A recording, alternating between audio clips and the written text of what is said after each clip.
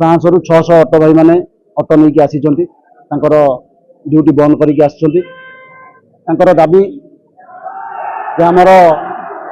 auto driver भाई मानू labour board रे सामिल करा जायछि ड्राइवर कल्याण बोर्ड रे सामिल करा जाय नाही जेहेतु लाइसेंस गोटे केवल गाड़ी अलग तेणु आम चाहूँ आम जो बोर्ड रे अच्छु ऑटो ड्राइवर भाई माने सही बोर्ड रे रुहतु किंतु सरकार अंतरपांतर नीति आम आज मुख्यमंत्री उद्देश्य रे कलेक्टर महोदय को दाबीपत्र दौचु 90 दिन समय दौचु यथा शीघ्र ऑटो ड्राइवर भाई मानू